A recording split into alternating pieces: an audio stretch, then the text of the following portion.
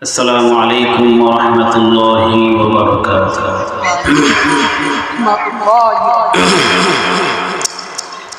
نحمده ونستعينه ونستغفره ونؤمن به ونتوكل عليه ونعوذ بالله من شرور أنفسنا ومن سيئات أعمالنا. من يهده الله فلا مضل له ومن يضلله فلا هادي له.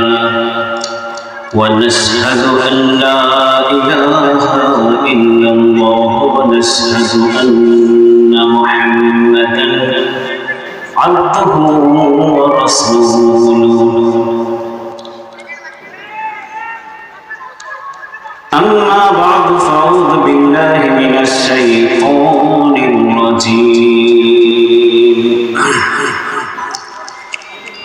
بسم الله الرحمن الرحيم. وقضى ربك ألا تعبدوا إلا إياه وبالوالدين إحسانا.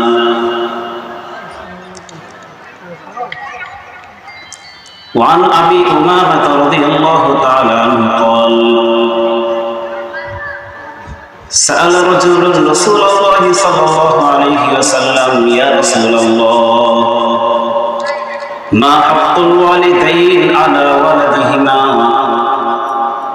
قال: هما جنتك أو نارك، أو كما قال عليه الصلاة والسلام.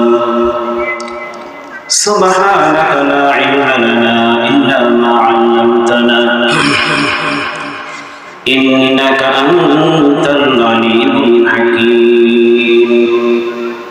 رب اشرح لي صدري ويسر لي أمري واحلل عقدة من لساني يفقه قولي وبك نستعين يا مستعان.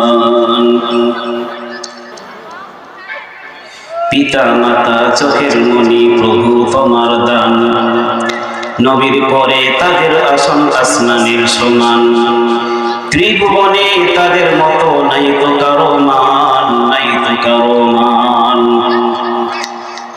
পিতা মাতার পায়ের নিচে তোমারই জান্নাত, তাদের খেদমতে তোমার রয়েছে নাজাত। তাই তাদের তোরে দোয়া করো তুলে দুটি হাত, তুলে দুটি হাত।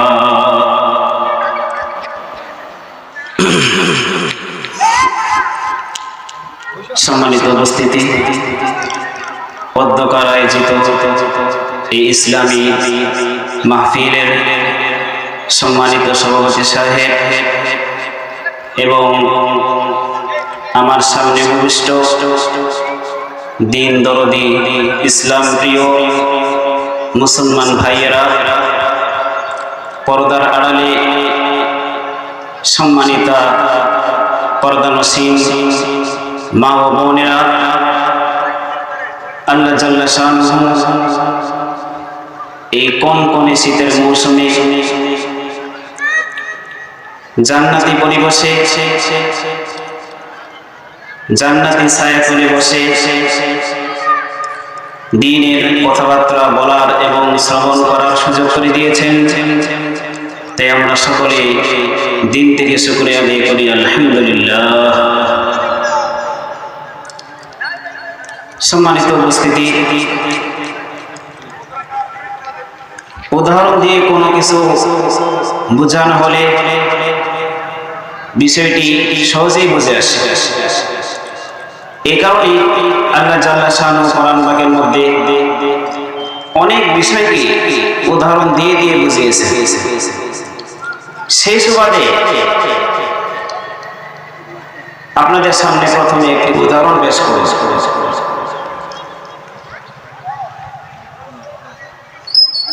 এলাকার জমিদার সে কামলা নিয়েছে, একটি কামলা নিয়েছে দুইটি কাজ করার জন্য 1000 টাকার বিনিময়ে। সবাই খেয়াল করবে, গ্রামের জমিদার সে কামলা লাগিয়েছে দুইটি কাজ করার জন্য, বিনিময়ে দিবে কত? 1000 টাকা। এখন যদি এই কামলা সে একটি কাজ করে আরেকটা কাজ বাকি রাখার পরে সে জমিদার বাবু থেকে 1000 টাকার দাবি করে, তাহলে কি এই জমিদার সেটা মানে নেবে? মানবে? তেমনি আল্লাহ জাল্লা শাআনুহু একই সঙ্গে দুইটি আদেশ করেছেন, একই সঙ্গে দুইটি আদেশ করেছেন। দুইটি আদেশ থেকে যদি কোনো বান্দা একটি আদেশ মান্য করে আরেকটি আদেশ বাদ দেয়, তাহলে সে আল্লাহর আদেশ পরিপূর্ণরূপে আদায় করেছে বলা যাবে? যাবে। তো আসুন আমরা জানি আল্লাহ জাল্লা শাআনুহু একই সঙ্গে দুইটি আদেশ কি করলেন। আল্লাহ জাল্লা শাআনুহু এই সূরা বানী ইসরাঈলের 23 নম্বর আয়াতে একই সঙ্গে দুইটি আদেশ করেছে। আল্লাহ তাআলা ইরশাদ করতেছেন, আউযু বিল্লাহি মিনাশ শাইতানির রাজীম, ওয়া ক্বাদা রাব্বুকা আল্লা তা'বুদু ইল্লা ইয়্যাহু বিল ওয়ালিদাইনি ইহসানা।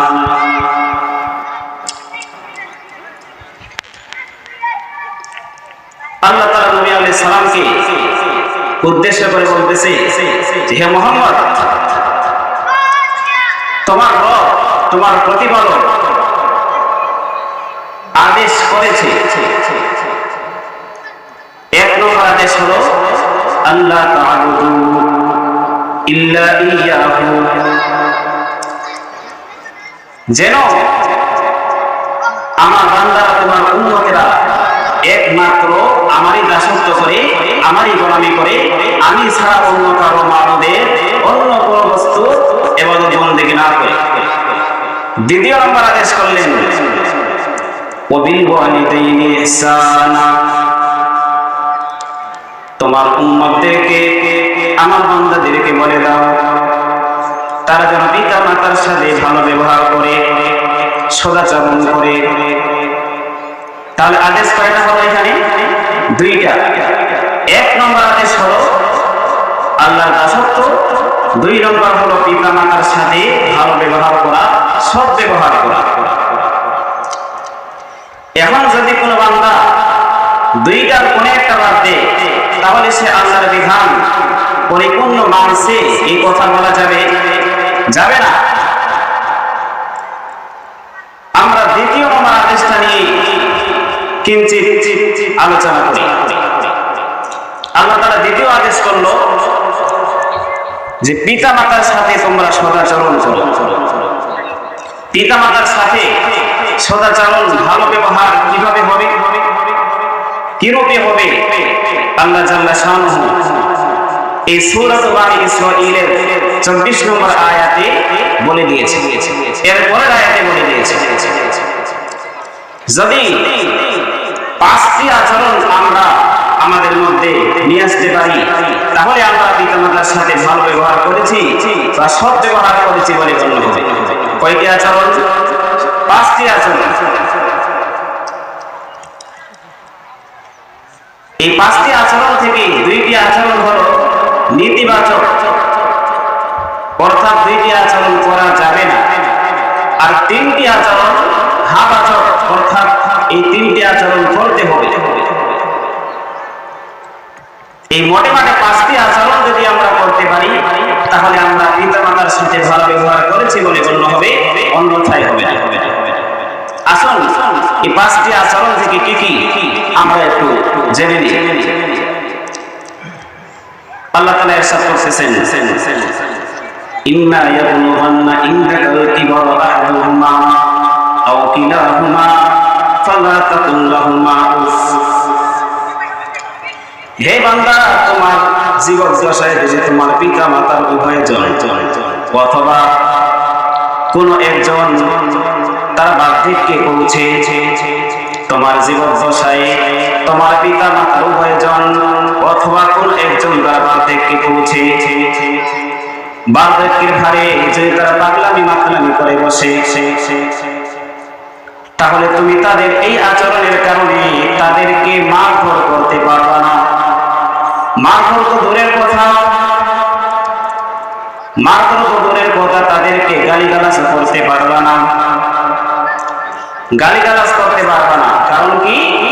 কারণ রাসূল সাল্লাল্লাহু আলাইহি ওয়াসাল্লাম ইরশাদ করতেছেন, মালউনুন মান সাব্বা আবাহু মালউনুন মান সাব্বা উম্মাহু।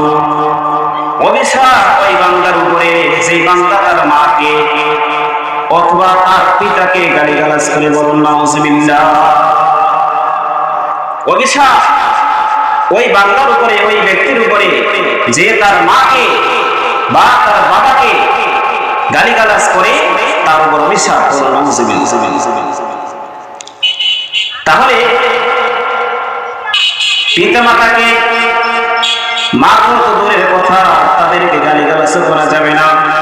গালিগালাজ তো দূরের কথা, তাদেরকে মন্দ কথা, নিম্ন কথা, শব্দ পর্যন্ত বলা যাবে না। ফালা তাকুল লাহুমা উফ, মন্দ কথার একবারে নিম্ন কথা, যে কথাটা, যে শব্দটা আমরা বিরক্ততা ফাঁদে পড়ে বলি। আমরা অনেক সময় বিরক্ত হয়ে উফ শব্দটা বলি কি বলি না? বলি। তো আল্লাহ জাল্লা শানুহু বান্দাদেরকে নিষেধ করতেছে, বান্দা তুমি বিরক্ততার ফাঁদে পড়ে বিরক্ত হয়েও পিতামাতার শানে উফ শব্দটা বলতে পারবে না। তাও পিতামাতার শানে এই উফ শব্দ বলাটাও সম্পূর্ণ হারাম, সম্পূর্ণ হারাম। তাহলে বিরক্ততার কোন আচরণ পিতামাতাকে দেখাতে পারবো না, এক নম্বর আচরণ। বিরক্ততার কোন ভাব আব্বা আম্মাকে আমরা প্রকাশ করতে পারবো না, দেখাতে পারবো না। দ্বিতীয় নম্বর আচরণ, ওয়ালা তানহারুহুমা, তোমরা পিতামাতাকে ধমক দিয়ে কথা বলো না, তোমরা পিতামাতাকে ধমক দিয়ে কথা বলো না।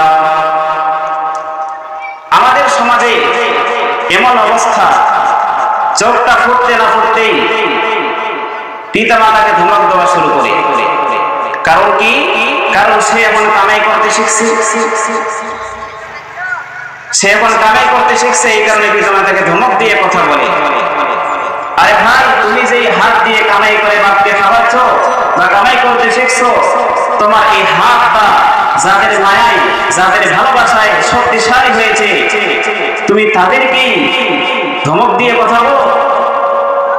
তোমার এই হাতটা শক্তিশালী হয়েছে কাদের মায়ায়, কাদের ভালোবাসায়, কাদের যত্নে?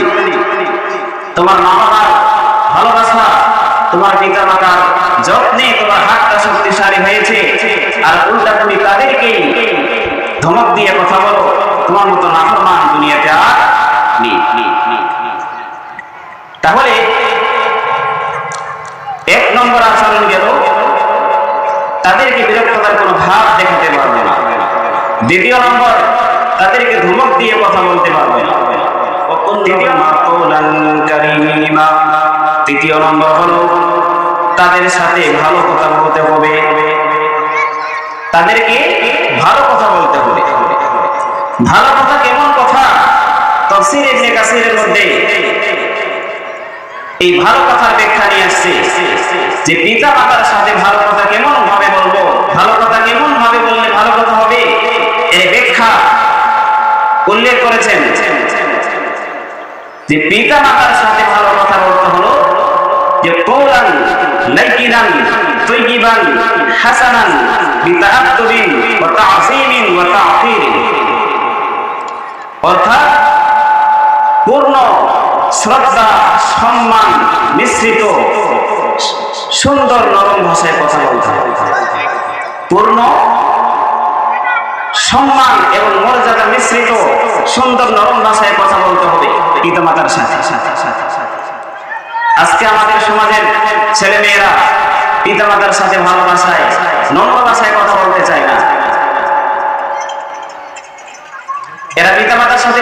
ভাষায় কথা বলে, কটু ভাষায় কথা বলে, নম্র ভাষায় কথা বলে, কোথায় জানেন?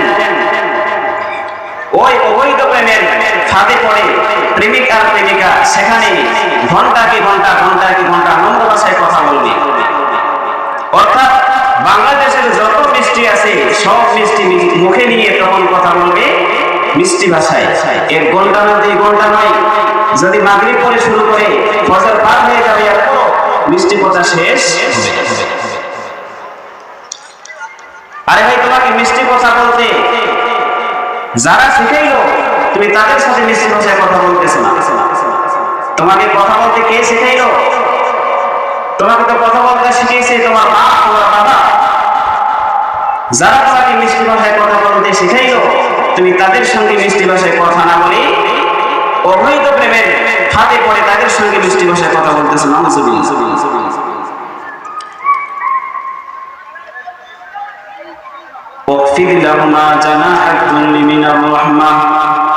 চতুর্থ নম্বর আচরণ আল্লাহ তার বান্দাদেরকে শিক্ষা দেয়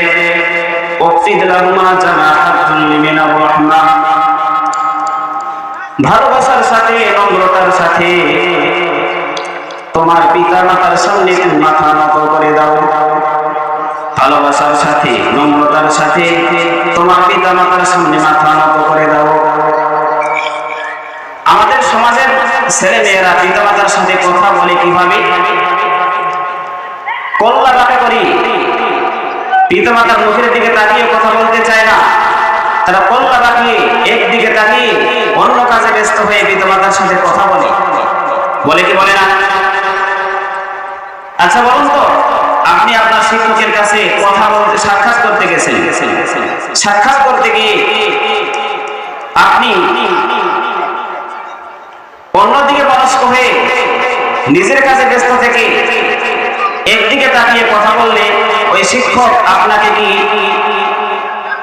আদববান ছাত্র বলবে নাকি বেয়াদব ছাত্র বলবে? বলুন, বেয়াদব ছাত্র বলবে।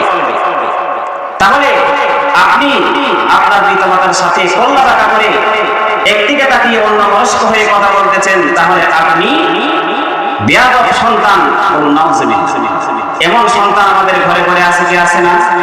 আছে। ৫ম নম্বর আচরণ শিক্ষা দিচ্ছে আল্লাহ জাল্লা শাআনুহু, ওকুর রব্বিরহামহুমা কামা রাব্বায়ানি সগীরা। পিতা মাতার শান এত বেশি, পিতা মাতার মান এত বেশি, আমাদের ভাষায় দোয়া করলে হয়তো পিতা মাতার শানটা আদায় হতো না। পিতা মাতার শান আল্লাহর কাছে এত বেশি, যার কারণে আল্লাহ তাআলা নিজের ভাষায় পিতা মাতার জন্য বিশেষ দোয়া শিখিয়েছিল। বলুন সুবহানাল্লাহ। আমাদের ভাষায় দোয়া করলে হয়তো পিতা মাতার শান আদায় হবে না, তাদের শান অনুযায়ী দোয়া হবে না। এই কারণে আল্লাহর ভাষায় পিতা মাতার জন্য দোয়া শিখিয়ে দিয়েছেন কে? আল্লাহ। পিতা মাতা চোখের মনি, প্রভু তোমার দান। নবীর পরে তাদের আসন আসমানের সমান, ত্রিভুবনে তাদের মতো নাই তো কারো মান, নাই তো কারো মান। পিতা মাতার পায়ের নিচে তোমারই জান্নাত, তাদের খেদমতে তোমার রয়েছে নাজাত। তাই তাদের তরে দোয়া করো তুলে দুটি হাত। আচ্ছা বলুন তো, সবার থেকে সম্মানী কে? আল্লাহ। সবার থেকে সম্মানী কে? আল্লাহ। আল্লাহর পরে সম্মানী হলো রাসূল, আর রাসূলের পরে সম্মানী কারা? পিতা। এই কারণে বলা হয়েছে কবিতার মধ্যে, নবীর পরে তাদের আসন আসমানের সমান। শুধু সম্মানী কেমন? সাধারণ সম্মান নয়, পিতা মাতার শান নবীর পরে আসমান পরিমাণ। কেমন? আসমান পরিমাণ।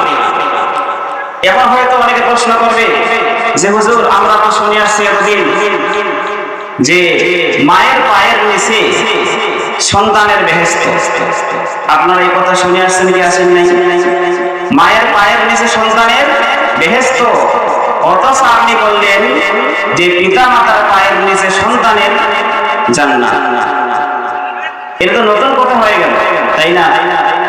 আপনারা সবাই শুনে আসছেন এতদিন যে মায়ের পায়ের নিচে সন্তানের বেহেশত, আজকে আমি বললাম পিতা মাতা উভয়ের পায়ের নিচে সন্তানের বেহেশত। তাহলে কি আগের কথাটি সঠিক নয়? হ্যাঁ ভাই, আগের কথাটি সঠিক কিন্তু অসম্পূর্ণ। এই কথার পরিপূর্ণ কথা হলো যে পিতা মাতা উভয়ের পায়ের নিচে সন্তানের বেহেশত। বলুন সুবহানাল্লাহ। এর প্রমাণ কি? পিতা মাতা উভয়ের পায়ের নিচে সন্তানের বেহেশত, এর প্রমাণ অনেক রয়েছে।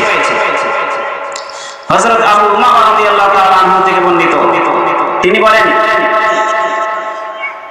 জাআ রাজুলুন ইলা রাসূলিল্লাহি সাল্লাল্লাহু আলাইহি ওয়াসাল্লাম ফাকালা ইয়া রাসূলাল্লাহ মা হাক্কুল ওয়ালিদাইন আলা ওয়ালাদিহিমা।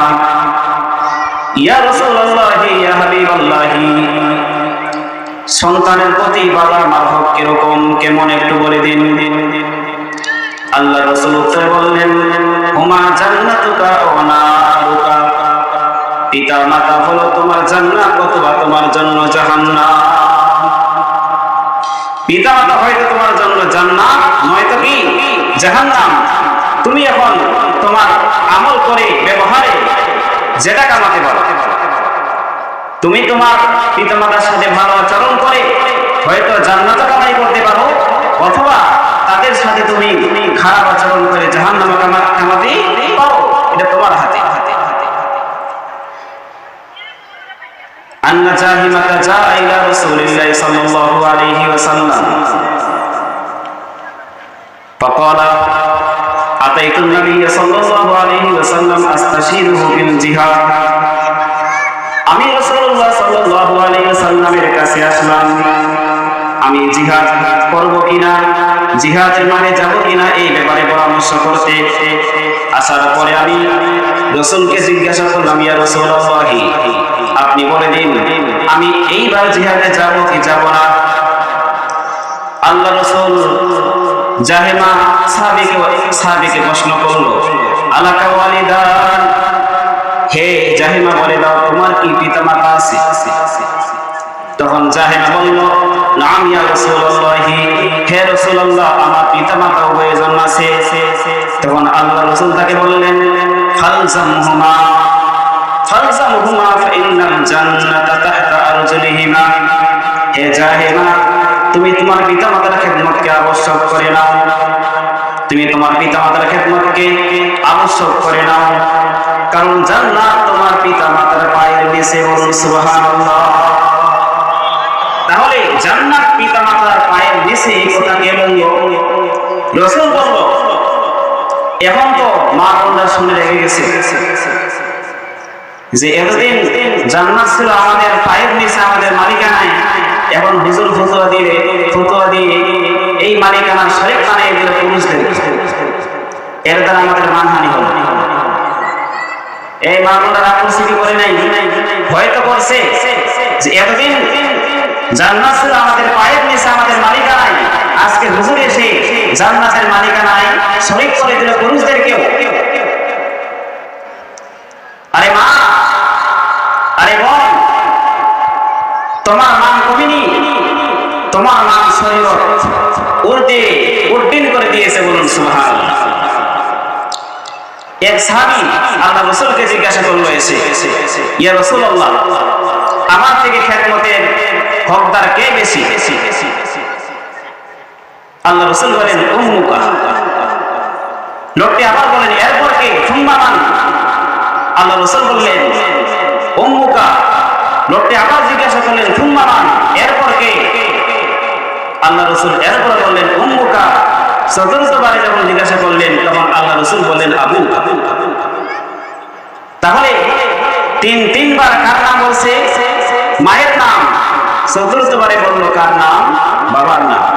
তাহলে তোমার মান কমেনি, তোমার মান উদ্দিন রয়েছে। মায়ের সম্মান বেশি কেন? এর কারণটা কি?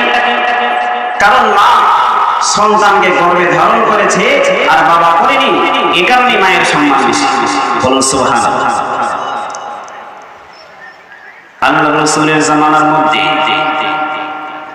এক সাহাবী তার মাকে পিঠের মধ্যে নিয়ে কাবা শরীফ তওয়াফ করল।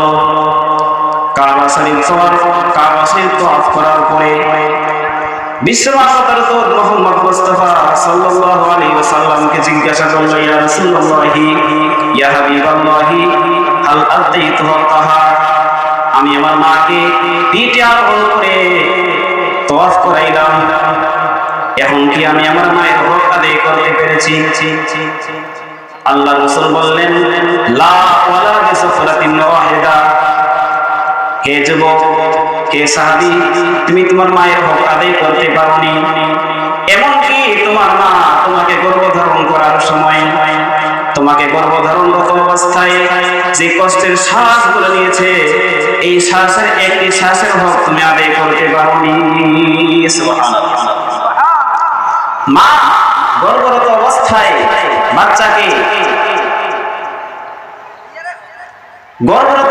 বাচ্চাকে পেটের মধ্যে নিয়ে যে কষ্টের শ্বাসগুলো নিয়েছে, এই শ্বাসগুলি কত কষ্টকর একজন মাই জানে।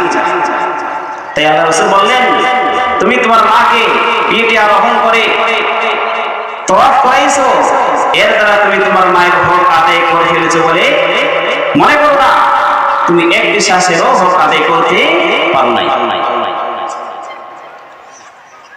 নারায়ণপুরের পিতামাতা, পাঁচপুরের পিতামাতা, অনেক পিতামাতারা আমাদের কাছে নালিশ করে, হুজুর আমাদের ছেলে মেয়েরা আমাদের কথা শুনে না, আমাদের ছেলে মেয়েরা আমাদের অবাধ্য, হুজুর কিছু আমল দিন, কিছু কি দিন, আমল দিন, যেন আমার ছেলে আমার মেয়ে আমার কথা শুনে আমার বাধ্য হয়। তো এই সকল পিতামাতার উদ্দেশ্যে বলতে হয় যে, মা তুমি এই নালিশ করার আগে তোমার কিছু করণীয় আছে। যদি পিতামাতা এই করণীয়গুলো করে, তাহলে ছেলের নামে মেয়ের নামে নালিশ করতে হবে। আমি এর পিতামাতার কি করণীয়, যে করণীয়গুলো বললে ছেলে মেয়ের নামে নালিশ করতে হবে না, আমি সেই করণীয়গুলো বলবো স্বর্ণ যুগের মানুষের বাণী থেকে। হযরত ওমর রাদিয়াল্লাহু তাআলা আনহুর যুগে এক বাবা আসলো, তার কাছে নালিশ নিয়ে যে, ইয়া আমিরুল মুমিনিন, আমার ছেলে আমার কথা শুনে না, আমার অবাধ্য। সঙ্গে সঙ্গে ওমর রাদিয়াল্লাহু তাআলা আনহু তার ছেলেকে ডেকে পাঠালেন। ডেকে জিজ্ঞাসা করলেন যে, তোমার বাবা তোমার নামে নালিশ দিয়ে গেল, তুমি নাকি তোমার বাবার অবাধ্য, তোমার বাবার কথা শুনো, কারণটা কি? তখন ওই যুবক, ওই ছেলে ওমর রাদিয়াল্লাহু তাআলা আনহুকে জিজ্ঞাসা করলেন, ইয়া আমিরুল মুমিনিন, আপনি আমাকে বলুন যে বাবার প্রতি ছেলের কোনো পাওনা আছে কি? এই কে জিজ্ঞাসা করলো? ছেলে জিজ্ঞাসা করলো ওমর রাদিয়াল্লাহু তাআলা আনহুকে যে বাবার প্রতি ছেলের কোনো পাওনা আছে কিনা, বাবা থেকে ছেলের কোনো হক পাওনা আছে কিনা একটু আমাকে বলুন। তখন ওমর রাদিয়াল্লাহু তাআলা আনহু বললেন যে বাবা থেকে ছেলের পাওনা তিনটা আছে। কয়টা পাওনা? তিনটা পাওনা। যদি কোনো বাবা এই তিনটি পাওনা পূর্ণ করে, তাহলে ছেলেদের নামে নালিশ করতে হবে না। ওমর রাদিয়াল্লাহু তাআলা আনহু বললেন, আইয়ান্তাকিয়া উম্মা ওয়া ইউহসিনা ইসমা ওয়া ইউআল্লিমাহুল কিতাবা। বাবা থেকে ছেলের পাওনা হলো তিনটা। এক নম্বর পাওনা হলো বাবা তার ছেলের জন্য একজন ভালো মা নির্বাচন করবে। বাবা তার ছেলের জন্য একজন ভালো মা নির্বাচন করবে। দুই নম্বর পাওনা হলো ওয়া ইউহসিনা ইসমা, বাবা তার ছেলের জন্য, তার সন্তানের জন্য ভালো একটা নাম নির্বাচন করবে। তৃতীয় নম্বর পাওনা হলো ওয়া ইউআল্লিমাহুল কিতাব, বাবা তার সন্তানকে ইলমে দ্বীনের শিক্ষা দিবে। বলুন সুবহানাল্লাহ। কয়টা পাওনা তাহলে? তিনটা। এক নম্বর পাওনা হলো বাবা ছেলের জন্য একটা ভালো মা নির্বাচন করবে। দুই নম্বর পাওনা হলো সন্তান ভূমিষ্ঠ হওয়ার পরে বাবা তার জন্য একটা ভালো নাম রাখবে। তৃতীয় নম্বর পাওনা হলো ওই ছেলেকে ইসলামী শিক্ষায় শিক্ষিত করতে হবে। যদি এই তিনটা পাওনা কেউ পূর্ণ করে তাহলে ওই ছেলের নামে নালিশ করতে হবে না। এক নম্বর পাওনাটা নিয়ে একটু আলোচনা করি। ভালো মা নির্বাচন করতে হবে। এখন আমাদের সমাজের যুবক ভাইদের কাছে ভালো মেয়ে বা ভালো স্ত্রী নির্বাচনের মাপকাঠি হলো অতি সাদা। কি অতি সাদা? কথা বোঝেন নি মনে হয়। এক নম্বর পাওনা ছিল বাবার থেকে ছেলের ভালো মা নির্বাচন করা। আর আমাদের সমাজের যুবকদের ভালো মেয়ে ভালো বউ নির্বাচন করার মাপকাঠি হলো অতি সাদা। অর্থাৎ সাদা হলেই চলবে। মেয়ে নামাজ পড়ুক না পড়ুক, মেয়ে পর্দা করুক না করুক, বাস অতি সাদা হলেই চলবে। এত সাদা সাদা করস কে? এত সাদা সাদা করস কে? অতি সাদা ভালা না, অতি সাদা ভালা না, সাদার মাঝে আছে বোকা কেন তুমি বুঝো না?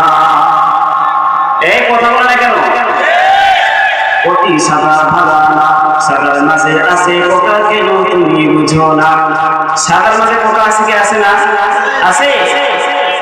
যেই মহিলাগুলি যেই বোনগুলি একটু সুন্দর বেশি তাদের মধ্যে অহংকার বেশি, এই বেশি কিনা?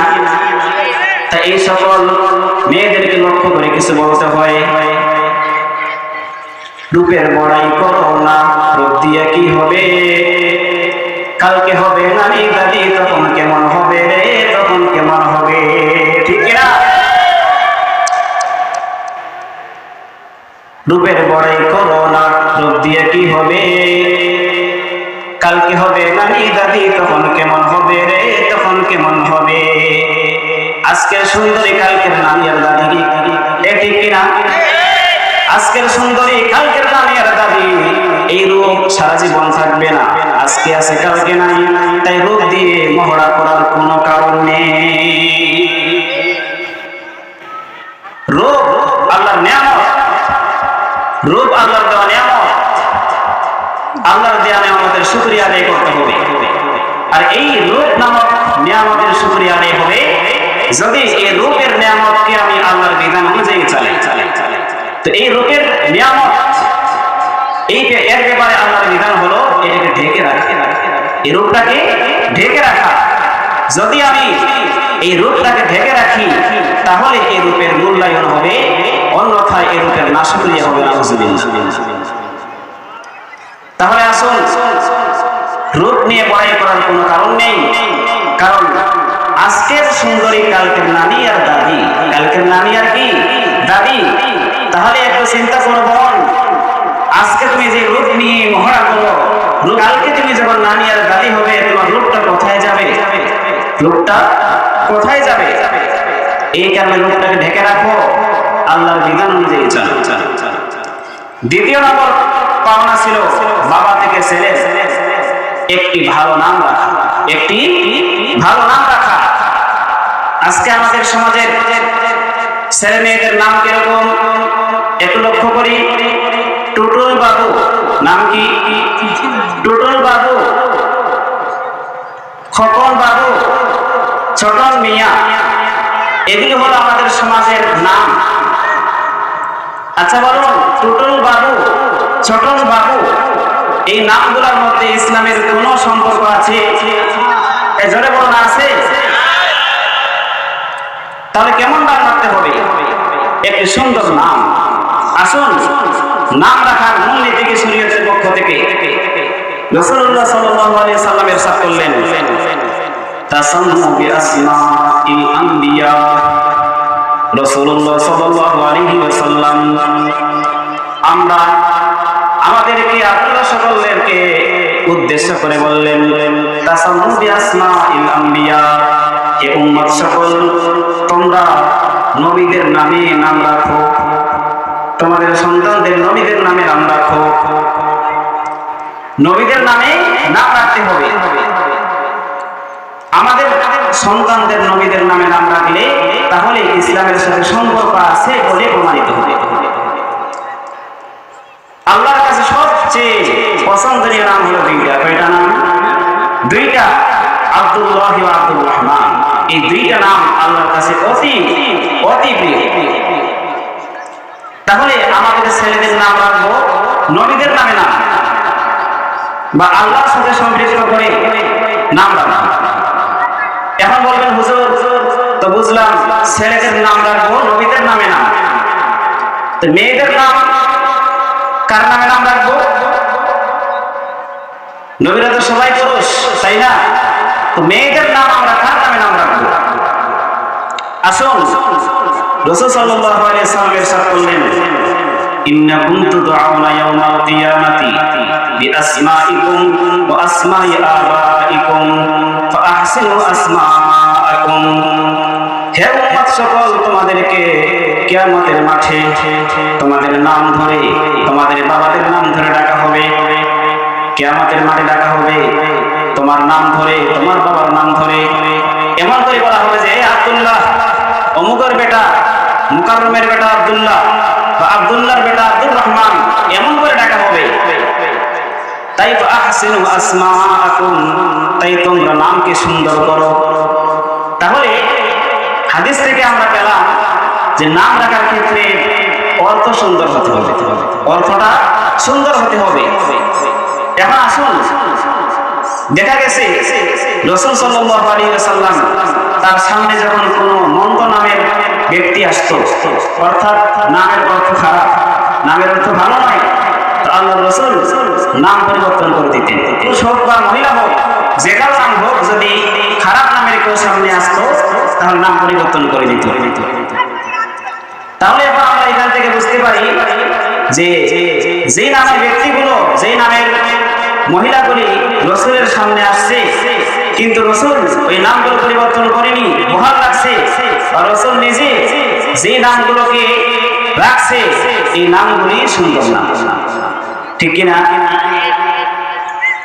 দেখো, রাসূল সাল্লাল্লাহু আলাইহি ওয়াসাল্লামের বিবিদের নাম, এই নামগুলোকে আল্লাহ রাসূল পরিবর্তন করেননি।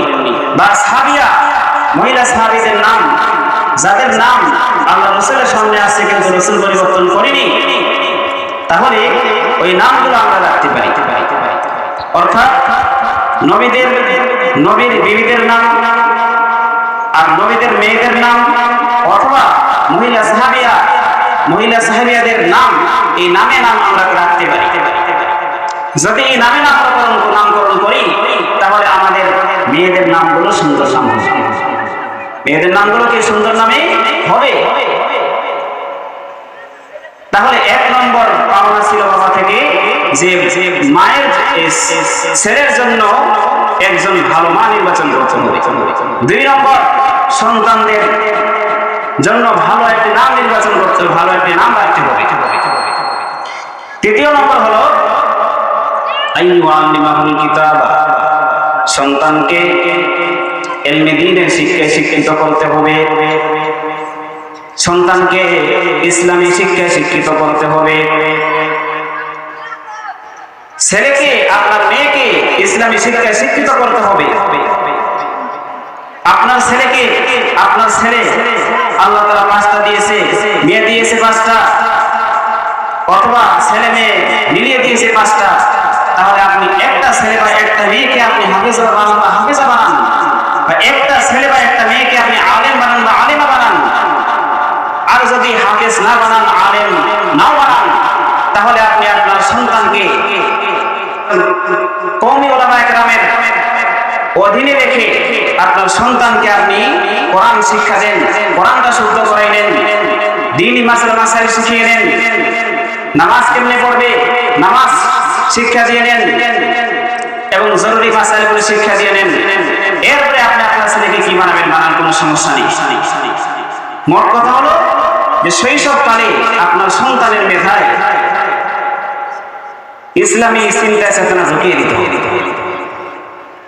যদি আপনি শৈশবকালে আপনার সন্তানকে ইসলামী চিন্তা চেতনা ঢুকিয়ে দেন, তাহলে এই সন্তান বড় হওয়ার পরে কখনো উলামায়ে কেরামদের বিরুদ্ধে, মাদ্রাসার বিরুদ্ধে, কোরআনের বিরুদ্ধে কথা বলবে না। আজকে আমাদের সন্তানরা কোরআনের শিক্ষা থেকে ধরে বোঝ হওয়ার পর থেকে নিয়ে আমরা ক্যাডেট মাদ্রাসায় পড়াই, অর্থাৎ কিন্ডারগার্টেন, যেখানে কোনো প্রকারের ইসলামের কোনো সম্পর্ক নেই এমন মাদ্রাসা, এমন স্কুল। এখন বর্তমানে অনেক মাদ্রাসা এমন হয়েছে যেগুলোতে সমন্বয় শিক্ষা দেওয়া হচ্ছে, ইংরেজি, বাংলা, আরবি ইত্যাদি সবগুলোর সমন্বয় শিক্ষা দেওয়া হচ্ছে। আপনার সন্তানকে এগুলোতে পড়ান, কোরআনটা শুদ্ধ করে নিয়ে এরপরে আপনি অন্য কথায় পড়ান, কোনো সমস্যা নেই। কিন্তু আমাদের সন্তানরা বর্তমানে শৈশবকালেই ভুলভাল কথা, নাস্তিক কথা আমরা নিজের মুখে আমাদের সন্তানের কানে দিয়ে দিই। শৈশবকালে আমার সন্তানের কানে আমি ভুলভাল কথা, নাস্তিক কথা শিখিয়ে দিই। কিভাবে? আমি একটা উদাহরণ দিই। আমাদের মা বোনরা সন্তানদেরকে ঘুম পাড়ায় একটা ভুলভাল কথা দিয়ে। কথাটা কি বলেন তো? বলে না কেন? আমাদের মা বোনরা সন্তানকে ঘুম পাড়ায় একটা ভুলভাল কথা দিয়ে, যে কথার মধ্যে নাস্তিক কথা রয়েছে, সেটা কি? ঘুম পাড়ানি মাসি খুশি মদের ঘরে আয় রে, এই কথা বলে কি বলে না? বলে। ঘুম পাড়ানি মাসি খুশি মদের ঘরে আয় রে। ও ভাই বলো, ঘুম পাড়ানি মাসি খুশি বলতে কেউ আসেনি। ঘুম দেওয়ার মালিক একমাত্র কে? আল্লাহ। এই কারণে তুমি আল্লাহর নাম দিয়ে তোমার বাচ্চাকে ঘুমিয়ে দাও। নাস্তিক কথার কথা দিয়ে তুমি তোমার বাচ্চাকে ঘুমিয়ে দিও না। যেহেতু ঘুমের মালিক আল্লাহ, আল্লাহর নাম দিয়ে তোমার সন্তানকে ঘুমিয়ে দাও। এবং এভাবে বলো, সোনামণি ঘুমাই রে আল্লাহর নামে, ঘুমের ঘরে যাবে সোনা জান্নাতের বাগানে। সোনামণি ঘুমাই রে আল্লাহর নামে, ঘুমের ঘরে যাবে সোনা জান্নাতের বাগানে। ভোরের মান্তারে নিয়ে খেলা করিবে, তাই না দেখে সোনামণি মুস্কি হাসিবে। ঘুম থেকে উঠে সোনা মক্তবে যাবে, আলিফ বা তা সা সবক পড়িবে। পড়া শেষে সোনামণি ঘরে ফিরিবে, দাদা দাদি মা বাবারে সালাম করিবে। বড় হয়ে সোনামণি কোরআন পড়িবে, বড় হয়ে সোনামণি নামাজ পড়িবে। সেজদায় গিয়ে আল্লাহর কাছে কান্না করিবে। সুবহানাল্লাহ। আমরা একটু হালকা জিকির করি, লা ইলাহা ইল্লাল্লাহ, লা ইলাহা ইল্লাল্লাহ, লা ইলাহা ইল্লাল্লাহ, লা ইলাহা ইল্লাল্লাহ, লা ইলাহা ইল্লাল্লাহ, লা ইলাহা ইল্লাল্লাহ, লা ইলাহা ইল্লাল্লাহ, লা ইলাহা ইল্লাল্লাহ, মুহাম্মাদুর রাসূলুল্লাহ सल्लल्लाहु अलैहि वसल्लम। देखा हमको चका दे, तेरे अगिया से दिल को छुड़ा दे, तेरे अगिया से दिल को छुड़ा कर, तेरे दर से लगा दिल को खुदाया। अल्लाहु अल्लाह, अल्लाहु अल्लाह, अल्लाहु अल्लाह, अल्लाहु अल्लाह, अल्लाहु अल्लाह, अल्लाहु अल्लाह, अल्लाहु अल्लाह, अल्लाहु अल्लाह, अल्लाहु अल्लाह, अल्लाहु अल्लाह, अल्लाहु अल्लाह, अल्लाहु अल्लाह, अल्लाहु अल्लाह, अल्लाहु अल्लाह, ला इलाहा इल्लल्लाह, मुहम्मदुर रसूलुल्लाह सल्लल्लाहु तआला अलैहि वसल्लम। इबादत में हलावत दे इलाही, कौमे इश्क मोहब्बत दे इलाही।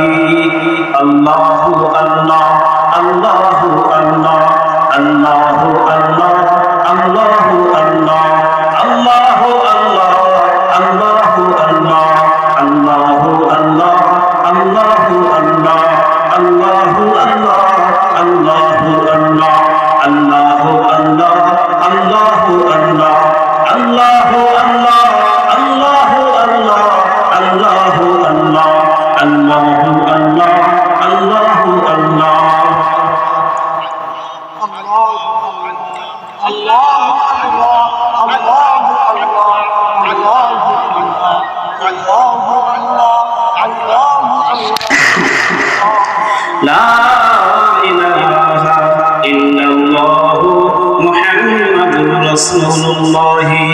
সাল্লাল্লাহু আলাইহি ওয়াসাল্লাম কারিমা বেবসা এবর হালিমা কি হাসত মাসিরে কানন্দে হাওয়া নাগারে মে গই রসত ফরিয়াদ রস নাগারে মে গই রসত ফরিয়াদ রস তুই আসিয়ারা কত বক্স বস আল্লাহু আল্লাহ আল্লাহু আল্লাহ আল্লাহু আল্লাহ আল্লাহু আল্লাহ আল্লাহু আল্লাহ আল্লাহু আল্লাহ আল্লাহু আল্লাহ লা ইলাহা ইল্লাল্লাহু মুহাম্মাদুর রাসূলুল্লাহ सल्लल्लाहु अलैहि वसल्लम हर तरफ से होके हम खारू तरा आप अवतर पे तेरे या इला हर घड़ी देने को तो तैयार है जूना मंगे उससे तू बेजार है अल्लाह अल्लाह अल्लाह अल्लाह ला इलाहा इल्लल्लाह मुहम्मदुर रसूलुल्लाह सल्लल्लाहु अलैहि वसल्लम আমরা সবাই সংক্ষিপ্তভাবে দরুদ শরীফ পাঠ করি আল্লাহুম্মা সাল্লি আলা মুহাম্মাদিন নবিয়্যিল উম্মি ওয়া আলা আলিহি ওয়াসাল্লাম সাল্লাল্লাহু আলাইহি ওয়াসাল্লাম সবাই একটু দোয়া করে সংক্ষিপ্তভাবে আলহামদুলিল্লাহি রাব্বিল আলামিন والصلاة والسلام على أشرف الأنبياء والمرسلين ربنا ظلمنا أنفسنا وإن لم تغفر لنا وترحمنا لنكونن من الخاسرين ربنا آتنا في الدنيا حسنة وفي الآخرة حسنة وقنا عذاب النار يا رب العالمين দয়া করে মায়া করে মেহেরবানি করে আল্লাহ এই জান্নাতি ফুল বাগানে ইয়া আল্লাহ আমাদেরকে আল্লাহ বসার তৌফিক দান করেছো ইয়া আল্লাহ তুমি তৌফিক দান না করলে আমরা আল্লাহ এখন আল্লাহ ঘুমের ঘরে আল্লাহ থাকতাম ইয়া আল্লাহ হয়তোবা ইয়া আল্লাহ হাসপাতালের বেডে আল্লাহ শুয়ে শুয়ে আল্লাহ গড়াইতাম ইয়া আল্লাহ তুমি দয়া করে মায়া করে ভালোবেসে এই জান্নাতি পরিবেশে আল্লাহ নিয়ে আসছো ইয়া আল্লাহ তোমার দরবারে আল্লাহ শুকরিয়া আদায় করে শেষ করা অসম্ভব ইয়া আল্লাহ ইয়া রাব্বুল আলামিন তুমি আল্লাহ দয়া করে নিয়ে এসেছো তাহলে অবশ্যই আল্লাহ বুঝতে হবে আল্লাহ তুমি আমাদেরকে ভালোবাসো ইয়া আল্লাহ তুমি আল্লাহ যেহেতু আমাদেরকে ভালোবাসো ইয়া আল্লাহ তুমি যাকে ভালোবাসো তার কোনো গুনাহ থাকতে পারে না আল্লাহ ইয়া আল্লাহ দয়া করে মায়া করে আমাদেরকে ভালোবেসে আল্লাহ জীবনের সমস্ত গুনাহ আল্লাহ ক্ষমা করে দাও মাফ করে দাও ইয়া রাব্বুল আলামিন এই জান্নাতি পরিবেশটাকে আল্লাহ যারা আল্লাহ সাজাইলো ইয়া আল্লাহ টাকা পয়সা দিয়ে অর্থ করে দিয়ে ইয়া আল্লাহ পরামর্শ দিয়ে আল্লাহ শ্রম দিয়ে আল্লাহ মেহনত দিয়ে ইয়া আল্লাহ তুমি সকলের মেহনতগুলো আল্লাহ কবুল ও মঞ্জুর করে নাও ইয়া রাব্বুল আলামিন ইয়া আল্লাহ এই পুরা মাহফিলে আল্লাহ যত আল্লাহ আয়োজন করা হয়েছে ইয়া আল্লাহ যত দিনই কথাবার্তা বলা হবে ইয়া আল্লাহ যা বলা হয়েছে এগুলোর মধ্যে আল্লাহ যা সওয়াব হয় আল্লাহ লক্ষ কোটি গুণ বাড়িয়ে দিয়ে ইয়া আল্লাহ সোনার মদিনাতে আল্লাহ পৌঁছিয়ে দাও ইয়া রাব্বুল আলামিন বাবা আদম আলাইহিস সালাম থেকে নিয়ে আজ পর্যন্ত আল্লাহ যত ঈমানদার নরনারী কবরে আল্লাহ শহীদ হয়ে গেছে সবার রূহের উপরে আল্লাহ এই সওয়াবগুলো পৌঁছিয়ে দাও ইয়া রাব্বুল আলামিন বিশেষ করে আল্লাহ যারা এখানে আমরা আমিন আমিন করতেছি ইয়া আল্লাহ অনেকেই আল্লাহ পিতা মাতা হারিয়ে ফেলেছি আল্লাহ আজকে অনেক হতভাগা আছে আল্লাহ পিতা মাতার খেদমত করা আল্লাহ জরুরি আবশ্যক আল্লাহ আওয়াজ শুনি কি আল্লাহ তার বাড়িতে গিয়ে পিতা মাতাকে আল্লাহ খুঁজে পাবে না আল্লাহ অনেকে এখানে এমন আছে আল্লাহ বাড়িতে গিয়ে আল্লাহ মা বলে ডাকতে পারবে না ইয়া আল্লাহ বাড়িতে গিয়ে বাবা বলে ডাকতে পারবে না ইয়া আল্লাহ মা বাবা আল্লাহ জান্নাতি চেহারা আল্লাহ দেখতে পারবে না আল্লাহ এমন হতভাগা এখানে অনেকে আছে আল্লাহ ইয়া রাব্বুল আলামিন দয়া করে মায়া করে আল্লাহ আমরা পিতা মাতার জন্য আল্লাহ দোয়া করি ইয়া আল্লাহ তুমি যে দোয়া শিখিয়ে দিয়েছো রব্বিরহামহুমা কামা রাব্বায়ানি সগীরা রব্বিরহামহুমা কামা রাব্বায়ানি সগীরা ইয়া আল্লাহ তুমি যে দোয়া শিখিয়ে দিয়েছো আমরা সেই দোয়া পাঠ করব আল্লাহ দয়া করে মায়া করে আমাদের পিতা মাতাকে আল্লাহ ক্ষমা করে দাও মাফ করে দাও আল্লাহ ইয়া আল্লাহ তারা যদি কবরে যেয়ে থাকে আল্লাহ তাদের কবরটাকে তুমি আল্লাহ জান্নাতুল ফেরদাউসের বাগান আল্লাহ বানিয়ে দাও আর এই দুনিয়াতে বেঁচে থাকে তাদেরকে আল্লাহ সুস্থতা দিয়ে হায়াত আল্লাহ দান করো ইয়া রাব্বাল আলামিন। আর যত আত্মীয় স্বজন আল্লাহ কবরে শহীদ হয়ে আছে সবার কবরকে তুমি নূরের রহমতে আল্লাহ ভরিয়ে দাও আল্লাহ। বিশেষ করে আল্লাহ এই এলাকার আল্লাহ যত আল্লাহ মানুষ আল্লাহ কবরে শহীদ হয়ে আছে আল্লাহ সবার কবরকে তুমি নূরের রহমতে আল্লাহ ভরিয়ে দাও আল্লাহ। সবার কবরগুলো তুমি আল্লাহ জান্নাতুল ফেরদাউসের বাগান আল্লাহ বানিয়ে দাও আল্লাহ। যে সকল যুবক ভাইরা আল্লাহ শ্রম দিয়ে মেহনত দিয়ে আল্লাহ এই আয়োজনটাকে আল্লাহ সাজালো আল্লাহ, এই ফুলের বাগানটাকে সাজালো আল্লাহ, তাদেরকে তুমি আল্লাহ জানে মালে হায়াতি আল্লাহ বরকত দিয়ে দাও আল্লাহ। মা বোনরা আল্লাহ কষ্ট করে আল্লাহ পর্দার আড়ালে বসে আছে আল্লাহ, মা বোনদেরকে তুমি আল্লাহ কবুল ও মঞ্জুর করে নাও আল্লাহ। মা বোনদেরকে তুমি আল্লাহ পর্দা নসিব বানিয়ে দাও আল্লাহ। পর্দার ভিতরে থেকে আল্লাহ তোমাকে রাজি খুশি করার তৌফিক দান করো আল্লাহ। তুমি আল্লাহ সন্তুষ্ট হও এমন কাজ কারবার থেকে আল্লাহ আমরা সকলকে মা বোনদেরকে সহ আল্লাহ সকলকে হেফাজত করো আল্লাহ আল্লাহ। আমরা জাহান্নাম থেকে আল্লাহ পানা চাই আল্লাহ আল্লাহ। ربنا آتنا في الدنيا حسنة وفي الآخرة حسنة يا الله আমরা দুনিয়াতে কল্যাণ চাই ইয়া আল্লাহ, আখিরাতেও কল্যাণ চাই। আবার আল্লাহ কিনা আযাবার নার ইয়া আল্লাহ, আমরা জাহান্নাম থেকে আল্লাহ মুক্তি চাই ইয়া আল্লাহ। দয়া করে মায়া করে আমরা সকলকে আল্লাহ জাহান্নাম থেকে আল্লাহ মুক্ত করে দাও আল্লাহ। আজকে এই মাহফিলে আল্লাহ যত আল্লাহ নারী আল্লাহ উপস্থিত হয়ে গেছে আল্লাহ ইয়া আল্লাহ, পর্দার আড়ালে মা বোনরা এবং এখানে যারা আছে পুরুষরা সকলকে তুমি আল্লাহ জান্নাতি হিসেবে আল্লাহ কবুল করে নাও। سبحان ربك رب العزة عما يصفون وسلام على المرسلين والحمد لله رب العالمين.